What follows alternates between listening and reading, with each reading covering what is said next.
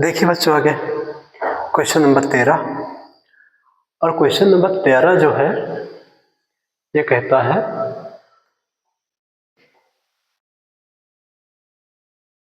दानेदार जिंक पर, जिंक का बच्चों सूत्र क्या होता है? जोड़न होता है। दानेदार का मतलब ये दानेदार है। पर तन HCl डालने पर क्या बच्चा यहाँ पर डाला गया? तन। तन का मतलब बच्चा होता है डाइल्यूट। डाइल्यूट का मतलब होता है, जब विलयन पढ़ोगे समझ में आपको आ जाएगा, एक ऐसा विलयन जो पानी जैसा पतला हो उसको कहते हैं तन विलयन। तन HCl डालने पर कौन सी गैस उत्पन्न होती है?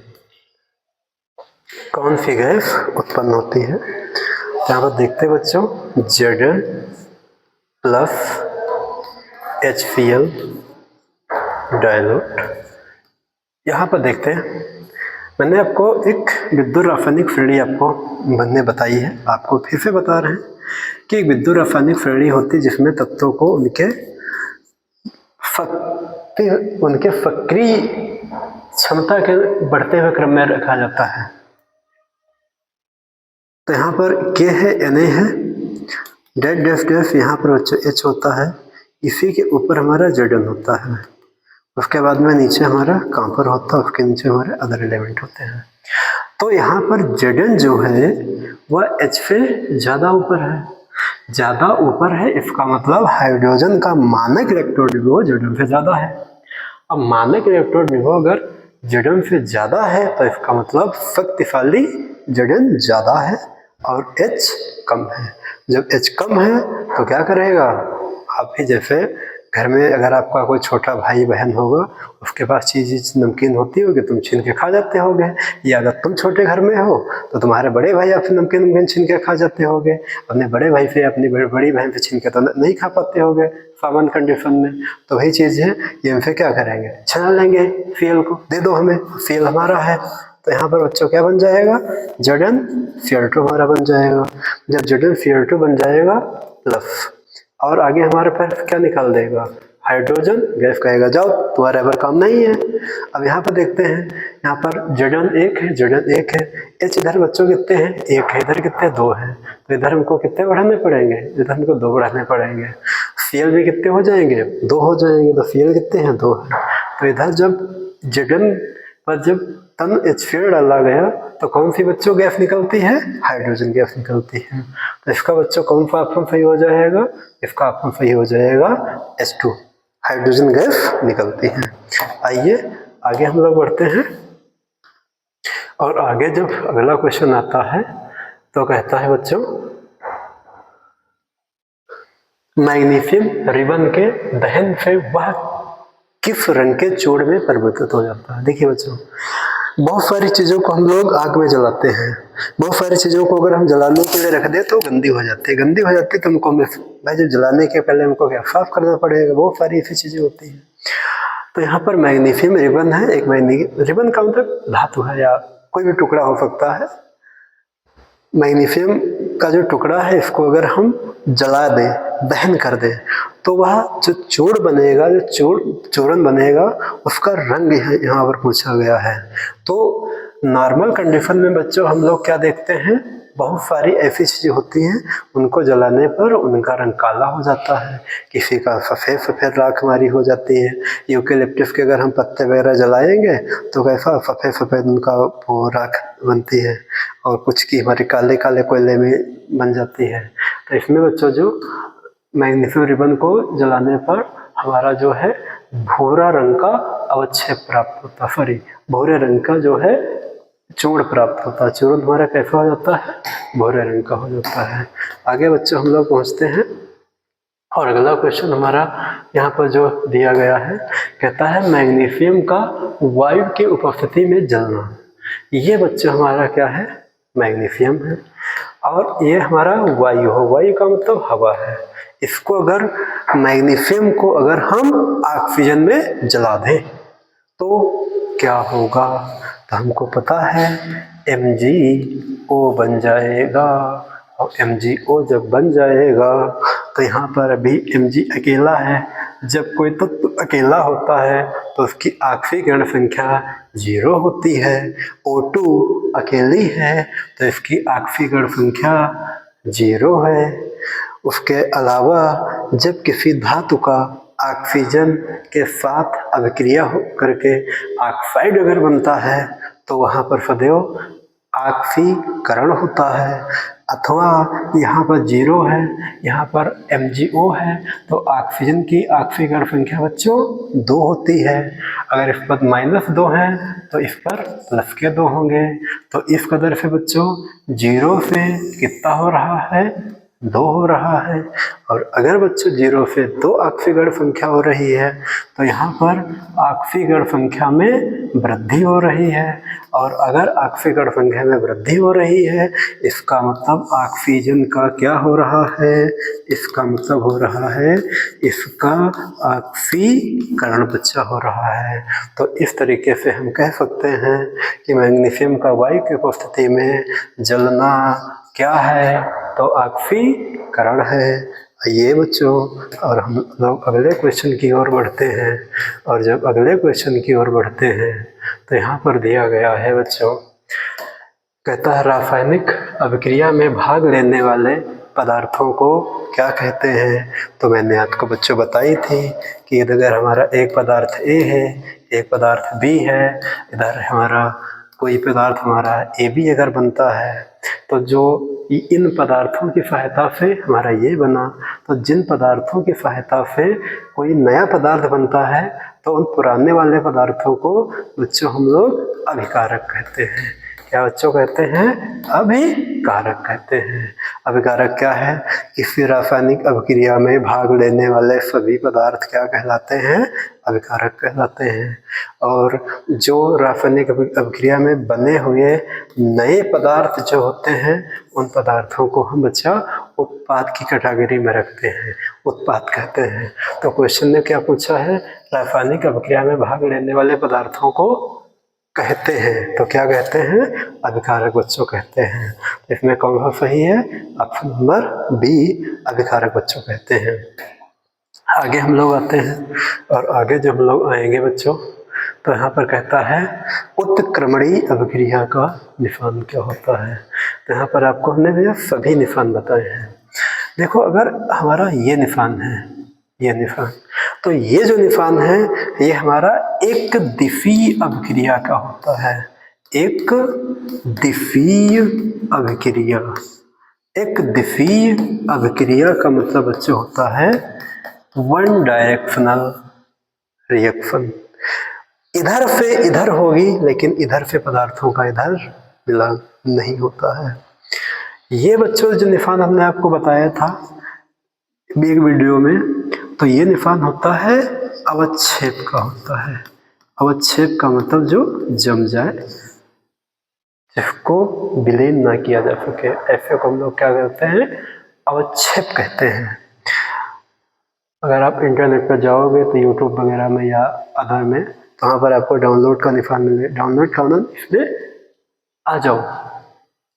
यह जो बच्चों होता है ये तो अपलोड का निशान होता है, लेकिन इसमें देखेंगे तो इस तरीके से जब किसी पदार्थ को हम जलाते हैं बच्चों ना, तो उसमें ऐसे गैस निकलती है ऊपर की ओर ऐसे। तो ये हमारा निशान किसका होता है बच्चों? ये गैस का निशान होता है।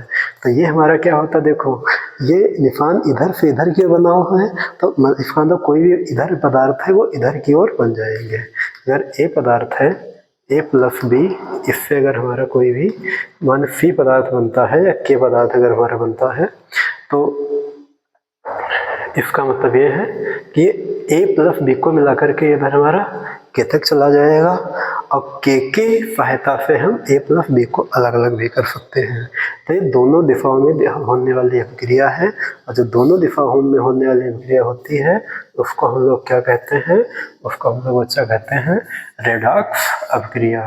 तो रेडॉक्स अभिक्रिया का कौन सा सिंबल होता है? रेडॉक्स अभिक्रिया का ये सिंबल होता है। ऑप्शन नंबर डी आपका हो जाता है।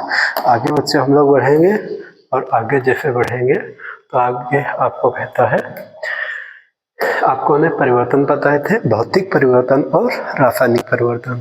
तो जो भौतिक परिवर्तन होते हैं वो टू डायरेक्शनल होते हैं, मतलब एक तरीके से वो रिडक्स प्रक्रिया के अंतर्गत आते हैं कि उनसे हमारा एक दिशा में भी उनका परिवर्तन किया जा सकता है और एक दिशा के बाद उनका दूसरी दिशा में भी परिवर्तन किया जा सकता है बच्चों। तो इसमें हम लोग आते हैं, कहता है भौतिक परिवर्तन में बदलता है। तो अणुओं का द्रव्यमान, एक हम आपको बता दें कि रासायनिक अभिक्रियाओं पर लागू होता है द्रव्यमान संरक्षण का नियम। तो द्रव्यमान संरक्षण का नियम बच्चों क्या होता है कि दोनों दिशाओं में अभिकारकों और उत्पादों का द्रव्यमान बराबर है। अर्थात अगर हमारा कोई ए है पदार्थ और इधर बी पदार्थ है और इधर हमारा पदार्थ अगर सी बनता है, तो ए प्लस बी पदार्थ का अगर द्रव्यमान 20 kg है तो सी पदार्थ का भी द्रव्यमान 20 kg होना चाहिए। अर्थात दोनों तरफ का द्रव्यमान बराबर होता है, चाहे रासायनिक परिवर्तन हो चाहे भौतिक परिवर्तन हो, किसी भी परिवर्तन में द्रव्यमान परिवर्तित नहीं होता है। तो ये तो हमारा गलत हो गया। आगे कहता अणुओं की रचना। तो अणुओं की रचना बच्चों पढ़ो रासायनिक परिवर्तन में पढ़ो रासायनिक अभिक्रियाओं में बदलती है, भौतिक परिवर्तन में या भौतिक अभिक्रियाओं में अणुओं की संरचना नहीं बदलती है। तो ये भी आपका क्वेश्चन हो जाएगा गलत। अगला कहता है अणुओं की व्यवस्था। हाँ, ये बच्चा सही बात है, अणुओं की व्यवस्था।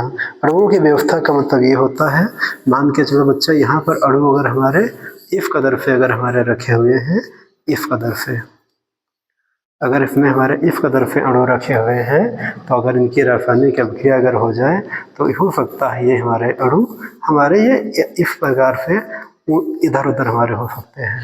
तो इनमें सदैव हमारा क्या बदलता है, अणुओं की व्यवस्था बदलती है, ना कि बच्चों का भी इसमें अणुओं की रचना या अणुओं का द्रव्यमान बदलता है। अगला क्वेश्चन पर बच्चों आते हैं। अगला क्वेश्चन हमारा दिया गया है, कहता बच्चों Zn प्लस H2SO4 ZnSO4H2 अभिक्रिया किसका उदाहरण है। तो देखिए बच्चों, यहाँ पर हमारा क्या है, Zn है और यहाँ पर क्या है, H2SO4 है।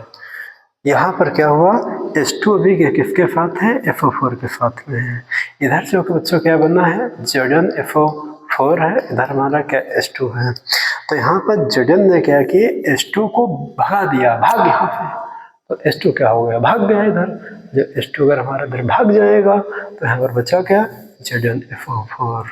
तो Zn ने H2 को SO4 के पास से हटा दिया, और अगर हटा दिया है तो ये हटाने को हम लोग क्या कहते हैं बच्चों, इनको हम लोग कहते हैं विस्थापन अभिक्रिया, विस्थापन या प्रतिस्थापन, विस्थापन या बच्चों प्रतिस्थापन।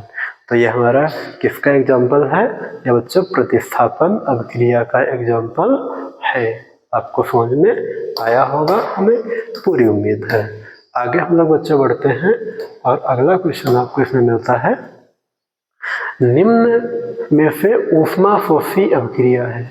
ऊष्माशोषी बच्चों हमने आपको बताई थी, एक ऐसी अभिक्रिया जिसमें ऊष्मा अंदर की ओर आती है, उसको कहते हैं ऊष्माशोषी अभिक्रिया बच्चों कहते हैं।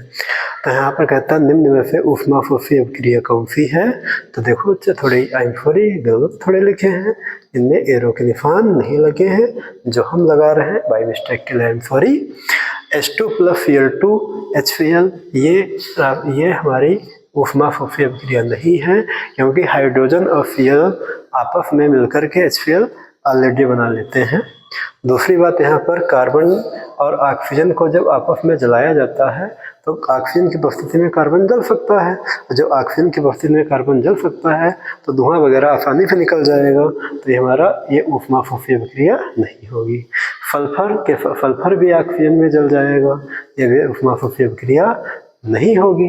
यहाँ पर फिर क्या बचता है बच्चा, हाइड्रोजन और ऑक्सीजन को आपस में जब मिलाया जाता है, हाइड्रोजन और आयोडीन को जब आपस में मिलाया जाता है तो सामान्य रूप से अभिक्रिया नहीं होती है, इसीलिए इसको हम लोग क्या अतिरिक्त ऊष्मा हमको प्रोवाइड करनी पड़ेगी। तो ये हमारा किसका एग्जाम्पल बच्चों है, ऊष्माशोषी अभिक्रिया का एग्जाम्पल होता है। आगे बच्चों हम लोग इसमें बढ़ते हैं और यहाँ पर आपका आता है कहता बच्चों रासायनिक अभिक्रिया के फलस्वरूप बनने वाले लिखा है, ये बनने वाले होगा, बनने वाले पदार्थ को क्या कहते हैं। तो देखिए बच्चों मैंने आपको बताया था एक हमारा पदार्थ A प्लस B है, इसको मिला करके एक नया पदार्थ हमारा C बनता है। जब अगर नया पदार्थ C बनता है तो इसमें A प्लस B जो होता है इसको बच्चों हम लोग अभिकारक कहते हैं इधर वाले पदार्थ को, और इधर वाले पदार्थ को हम लोग उत्पाद कहते हैं। ये बच्चों क्या होता है, ये उत्पाद होता है। तो इस तरीके से हम लोग कहेंगे जो कहता है बनने वाले, मतलब बना क्या है, ये इधर वाला हमारा बच्चों क्या कहता है, इधर हमारा उत्पाद कहलाता है। आगे बच्चों हम लोग बढ़ते हैं और आपको अगला क्वेश्चन इसमें मिलेगा।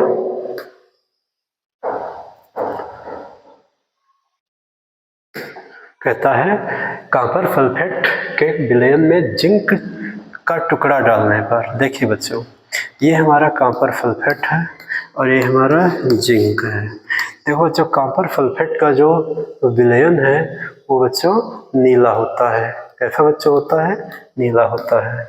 और इसमें अगर जिंक के टुकड़े डाल देते हैं तो आपको हमने विस्थापन अभिक्रिया के लिए आपको हमने विद्युत रासायनिक श्रेणी बताई है कि ऊपर है यानी नीचे है, जिंक यहाँ पर है, हाइड्रोजन यहाँ पर है, कॉपर इसके नीचे है। तो कॉपर का मानक इलेक्ट्रॉन विभव कम है, कॉपर का जिंक का मानक इलेक्ट्रॉन विभव कम है और इसका ज़्यादा है। अगर इसका ज़्यादा है तो शक्तिशाली कम होगा और जिसका कम है तो शक्तिशाली ज़्यादा होगा। जब ज़्यादा होगा तो इससे SO4 आसानी से ये छीन लेगा।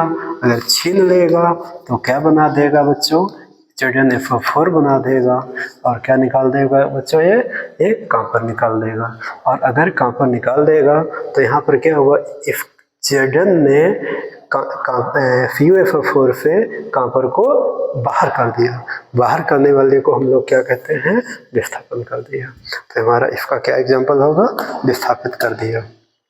तो उसका रंग कैसा हो जाएगा, रंगहीन हो जाएगा, सफेद हो जाएगा। आगे हम लोग बच्चों बढ़ते हैं और अगले क्वेश्चन की ओर। कहता द्रव्यमान के संरक्षण के अनुसार रासायनिक अभिक्रिया में इसका ना तो निर्माण होता ना ही विनाश होता है। तो देखिए बच्चों यहाँ पर क्या है, द्रव्यमान। तो यहाँ पर अभी आपको हमने बताया था अगर A प्लस B पदार्थ है, C बना है, इन दोनों को मिलाकर अगर हमारा इनका 20 kg भार है तो C का 20 kg भार हमारा अलग से हो, मतलब अकेले होगा। इस तरीके से द्रव्यमान ना ही तो बनता है ना ही द्रव्यमान नष्ट होता है, बल्कि यह सेम रहता है।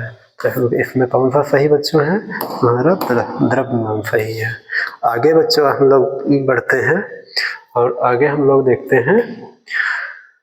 कहता है रासायनिक समीकरण में तीर के दोनों ओर जब तत्वों के परमाणुओं की संख्या बराबर हो तो उसे क्या कहते हैं। देखिए बच्चों यहाँ पर आपका क्या है, कंकाली समीकरण। कंकाली समीकरण हम लोग इसको कहते हैं असंतुलित समीकरण। असंतुलित का मतलब देखिए बच्चों अगर हमारा इधर A और प्लस B है, अगर हमारे यहाँ पर B2 है और यहाँ पर हमारा B केवल बन रहा है, तो यहाँ पर A अकेला है, B अकेला, B इधर सॉरी A अकेला, उधर A अकेला, इधर B हमारा 2 है, इधर बच्चों B हमारा 1 है। तो हमारा ये दोनों तरफ बराबर नहीं है। जब बराबर नहीं तो अनबैलेंस्ड है तो इसको क्या बोल देंगे, असंतुलित समीकरण। असंतुलित को हम लोग क्या कहते हैं, कंकाली समीकरण। मतलब इसमें बराबर नहीं है लेकिन इसने क्या बोला, दोनों तरफ बराबर है। और अगर बराबर इधर 2 है तो इधर भी कितने बच्चे बढ़ाएंगे, 2, तो 2 हो गए। अब ये भी कितने हो गए, 2, यहाँ भी कितने बढ़ाएंगे, 2। अब बराबर है तो इसको हम लोग क्या बोलेंगे, पूरा समीकरण, कोई समीकरण नहीं होता है, एक असंतुलित हमने आपको बता दिया। यहाँ पर असंतुलित और कंकाली एक जैसा लगभग होता है और यहाँ पर क्या है, संतुलित। तो ऐसे समीकरण को बच्चों क्या कहते हैं, संतुलित समीकरण कहते हैं। तो आइए बच्चों और हम लोग देखते हैं अगला क्वेश्चन। अगला क्वेश्चन हम लोग कहते हैं, देखते हैं। हमारे सामने आता है, जब दो या दो से अधिक पदार्थ संयोग करके एकल उत्पाद बनाते हैं। एकल का मतलब बच्चों होता है अकेला। जब दो या दो से अधिक पदार्थ हैं, दो हो सकते हैं या दो से अधिक पदार्थ होते हैं और मिलकर के हमारा क्या बनाते हैं, अकेला यौगिक बनाते हैं। और अगर अकेला यौगिक बच्चों बनाते हैं तो उसको हम लोग क्या कहेंगे, उसको हम लोग कहेंगे योगात्मक या संयोजन अभिक्रिया। हमने आपको बच्चों बताई है अभिक्रिया के प्रकार में पहली अभिक्रिया इसको कहते हैं संयोजन अभिक्रिया। ताप, दाब, उत्प्रेरक आदि को अभिक्रिया में तीर के निशान पर दिखाया जाता है। तो यहाँ पर बच्चों क्या कहता है, ताप, दाब, उत्प्रेरक आदि को कहाँ दिखाते हैं।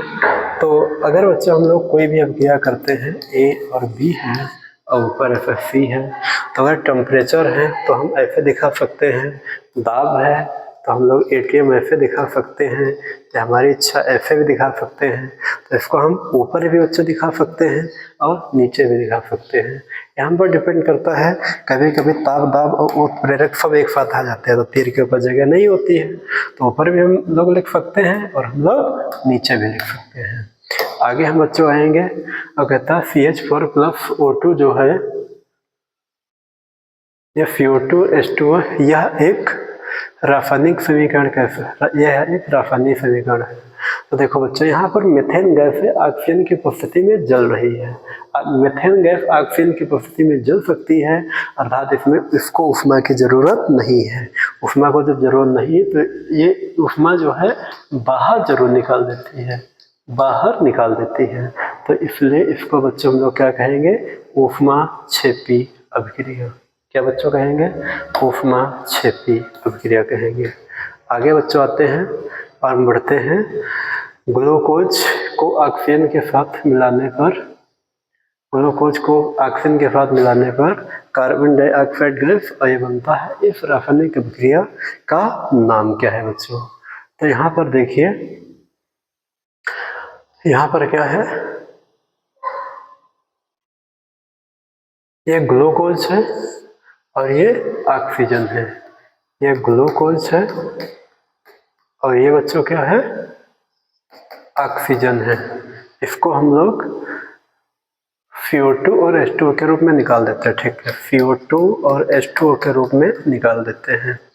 तो ये बच्चों होती है, ये हमारे लिए ये चीज़ दी गई है, मतलब हम लोगों के लिए दी गई।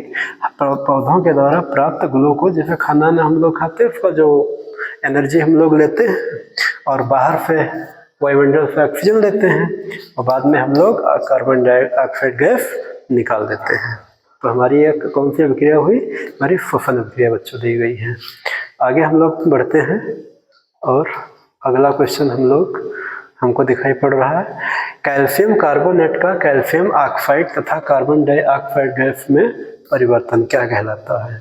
कैल्शियम कार्बोनेट का बच्चों सूत्र क्या होगा, कैल्शियम है तो Ca होगा, कार्बोनेट होगा तो क्या लिखा जाएगा, CO3 होगा।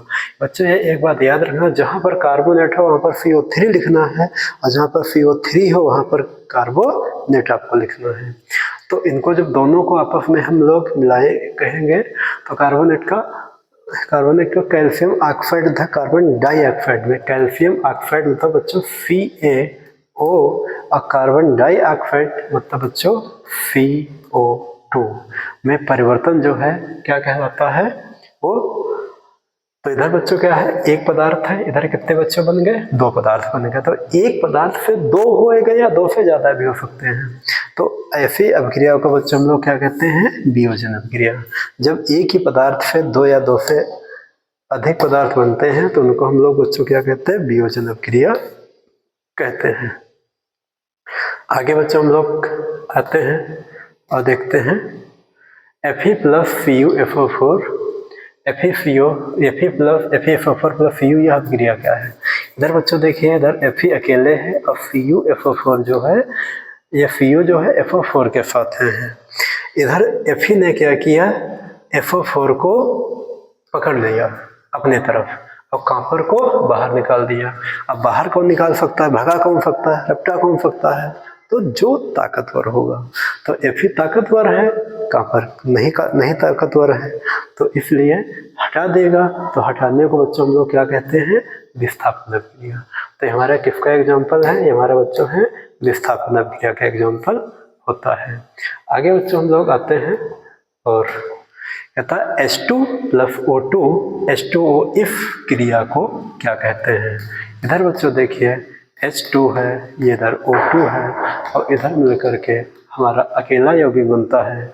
इधर दो यौगिक हैं, इधर एक यौगिक है, तो दोनों यौगिक को मिलाकर के जब एक यौगिक बनता है तो उसमें हम लोग क्या कहते हैं बच्चों, संयोजन अभिक्रिया कहते हैं। अगला क्वेश्चन बच्चों हमारा स्क्रीन पर आपको दिखाई पड़ रहा है। कहता है बच्चों इनमें से कौन सा भौतिक परिवर्तन नहीं है। देखो बच्चों भौतिक परिवर्तन वही होता है जो दोनों ओर आ सके। जैसे यहाँ पर बच्चों दिया गया जलवाष्प उत्पन्न करता उबलता हुआ जल। अगर बच्चों हम जल को अगर उबालेंगे तो जल उबलने पर हमारा गैस में बदल जाता है, और अगर गैस को हम ठंडा कर दें, इसको जल को गर्म करने पर गैस बनती है, और जल को सॉरी गैस को अगर हम ठंडा कर दें तो हमारा जल बनता है। तो बच्चों दोनों तरफ चला गया, अगर दोनों तरफ चला गया तो हमारा क्या होगा, भौतिक परिवर्तन होगा, अर्थात ये भी हमारा सही है। बर्फ पिघल कर जल उत्पन्न करती है। अगर बच्चों यहाँ पर अगर हमारी बर्फ है और बर्फ को अगर हम उष्मा दें या गर्म करें तो हमारा क्या बनेगा, जल बनेगा। बर्फ को अगर हम गर्म करें या इसको उष्मा दें तो क्या होगा, जल बनेगा। और जल को अगर हम ठंडा करें तो ये बच्चों फिर से क्या बन जाएगा, ये हमारा बर्फ बन जाएगा। तो बर्फ से जल और जल से बर्फ यहाँ पर बच्चों बन जाती है। तो ये भी हमारा क्या है, क्वेश्चन सही है। जल में नमक का घुलना, यहाँ पर बच्चों जल है और यहाँ पर बच्चों नमक है, तो यहाँ पर हमारा क्या बन जाएगा, विलयन बन जाएगा। और इसी विलयन को अगर हम गर्म कर दें तो हमारा गर्म करने पर जो गैस पानी है गैस बनकर उड़ जाएगा और नमक उसी में पड़ा रहेगा। और गैस को हम फिर से ठंडा कर दें तो फिर से क्या बन जाएगा बच्चों, जल बन जाएगा। अर्थात जल और नमक को मिला करके हमारा विलयन बना सकते हैं और विलयन से फिर से जल और नमक हम अलग अलग कर सकते हैं। तो हमारा ये भी बच्चों क्या है, भौतिक परिवर्तन है। लेकिन एलपीजी का दहन, एलपीजी का मतलब लिक्विफाइड पेट्रोलियम गैस, जो हमारे घरों में गैस सिलेंडर होता है और हमारा क्या होता है, एलपीजी गैस होती है, जिसमें ब्यूटेन और प्रोपेन का मिश्रण भरा होता है। तो इसमें बच्चों कौन सा सही होगा, एलपीजी का दहन बच्चों सही होगा। अगले क्वेश्चन की ओर बच्चों हम लोग बढ़ते हैं। अगला क्वेश्चन आपकी स्क्रीन पर शो हो रहा है और कहता है NH3O2 मिलाकर के यहाँ पर NO बना है और H2O बना है, किसका एग्जाम्पल है। तो देखिए बच्चों यहाँ पर जो हमारी NH3 है, इसको अगर हम O2 के साथ मिला दें तो NO और H2O बनता है। तो यहाँ पर बच्चों देखो O ने क्या किया, H का स्थान हटा दिया और O के पास में आ गया, O H के पास में आ गया। तो इस तरीके से O ने इसको हटा दिया, और हटा वही सकता है जो पावरफुल होता है। और हटाने की प्रोसेस में हम लोग बच्चे से क्या कहते हैं, इसको कहते हैं विस्थापन अभिक्रिया कहते हैं। तो एक तो इसमें यह कौन सी है बच्चों, विस्थापन अभिक्रिया है।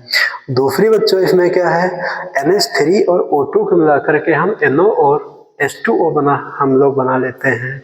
और अगर हमको कभी ज़रूरत पड़ी तो NO और H2O को मिला करके हम NH3 और O2 भी बना सकते हैं। अर्थात ये दोनों ओर रिएक्शन होती है। जब दोनों ओर रिएक्शन होती है तो ऐसी रिएक्शन को हम लोग बच्चों क्या कहते हैं, रेडॉक्स रिएक्शन। तो इसमें बच्चों कौन सा सही होगा, पहला और तीसरा सही होगा। संयोजन अभिक्रिया बच्चों नहीं, क्योंकि इधर दो हैं उधर भी दो हैं। उदासीनीकरण अभिक्रिया नहीं, क्योंकि अम्ल और क्षार नहीं है। तो इसका बच्चों ऑप्शन कौन सा सही होगा, 1 और 3, 1 और 3 बच्चों इसका सही है। अगला हम लोग पहुँचते हैं अगले की ओर, और यहाँ पर बच्चों कहता है कि रेडॉक्स अभिक्रिया में होता है। रेडॉक्स अभिक्रिया में क्या बच्चों होता है, तो हमने आपको बताया था रेडॉक्स अभिक्रिया वही होती है जैसे F+O2 जिसमें आक्सीकरण और अपचयन दोनों एक साथ होता है, उसको हम लोग कहते हैं रेडॉक्स अभिक्रिया जिसमें आक्सीकरण और अपचयन दोनों एक साथ होते हैं। तो उपचयन अकेले नहीं होता है, अपचयन अकेले नहीं होता है, तो उपचयन और अपचयन दोनों एक साथ। तो बच्चे इसका कौन सा क्वेश्चन सही होगा, इसका क्वेश्चन नंबर 3 सही होगा। अपचयन और उपचयन दोनों एक साथ होते हैं। अगला क्वेश्चन बच्चों कहता है जल का विद्युत अपघटन करने पर H2 तथा O2 गैसों के मोलों का अनुपात होगा। तो बच्चों मोलों का अनुपात निकालना है, तो ये H2 है, ये O है, H2 बच्चों O है, O अकेला है और H2 है, तो इसका रेशियो क्या बच्चों हो जाएगा 2:1, 2:1 बच्चों हो जाएगा, क्योंकि यहाँ पर 2 अकेला है, O अकेला है और H2 है। आगे बच्चों पहुंचते हैं और कहता है निम्न में से कौन सा कथन सही नहीं है।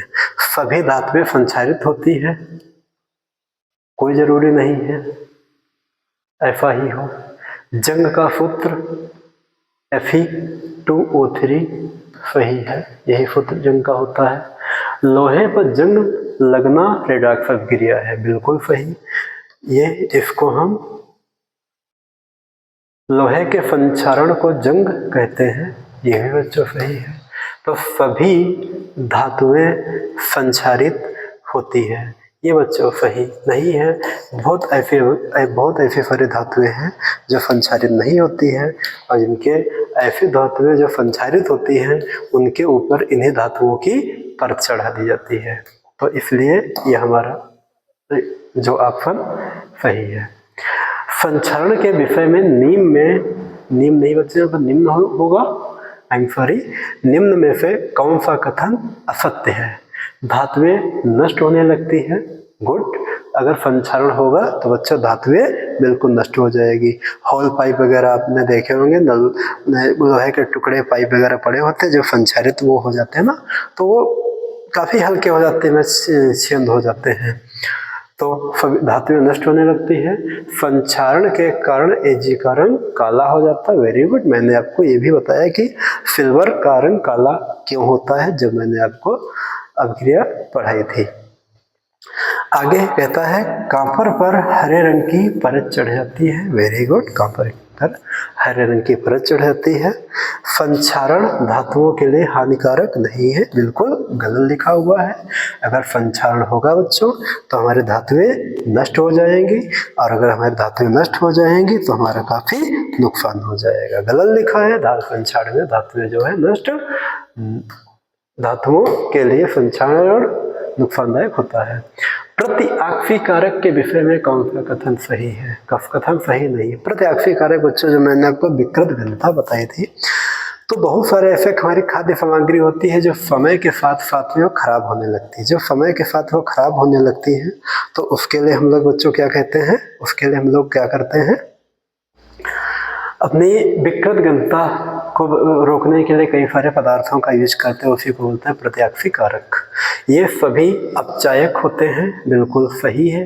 अगर आक्सी कारक है तो अपचायक ही होंगे। ये अपचयित हो जाते हैं, गलत। सॉरी, ये अपचयित हो जाते हैं, गलत है। ये सदैव आक्सी कारक सदैव होते हैं, ना कि अपचयित होते हैं। BHA तथा BHI प्रत्याक्सी कारक होते हैं, वेरी गुड, आपको बताया गया है। ये खाद्य तथा तेली पदार्थों के आक्सीकरण को रोकते हैं, वेरी गुड। ये सदैव रोकते हैं, लेकिन ये क्वेश्चन जो आपका ये है ये अपचयित हो जाते हैं। आगे बच्चों आते हैं और कहता है खाद्य सामग्री को विकृत घनता से बचाने के लिए कौन सी गैस का इस्तेमाल किया जाता है। तो बच्चों आपको हमने बताई थी, नाइट्रोजन गैस का इस्तेमाल किया जाता है। जो आप ऐसे बोरा वगैरह खाते हो, जो कि ना चिप्स खाते हो, या टेढ़े मेढ़े जो बच्चों आप खाते हो ना, वो आपके क्या कहलाते हैं, वो आपके उसमें नाइट्रोजन गैस भरी होती है। आगे बच्चों हम लोग आते हैं अगले क्वेश्चन की ओर। इसमें कहता है बच्चों लेड नाइट्रेट का सूत्र क्या होता है।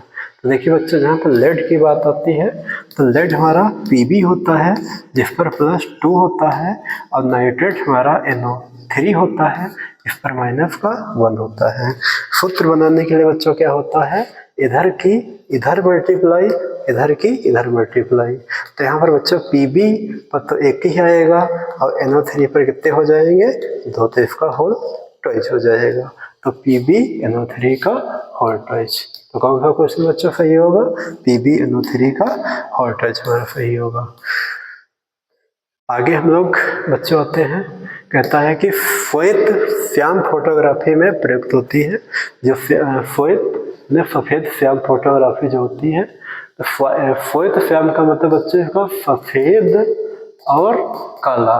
जो आप लोग फोटोग्राफी कराते हो ना, जिसमें सफ़ेद और काली दो प्रकार, एक कलर में हमारी फोटोग्राफी होती है, एक ब्लैक एंड वाइट में होती है। तो यही कहता है ब्लैक एंड वाइट में किसका यूज किया जाता है, तो इसका बच्चों AgCl का प्रयोग किया जाता है। आगे हम लोग बच्चों बढ़ते हैं और आइए देखते हैं। कहता है उदासीनीकरण अभिक्रिया होती है।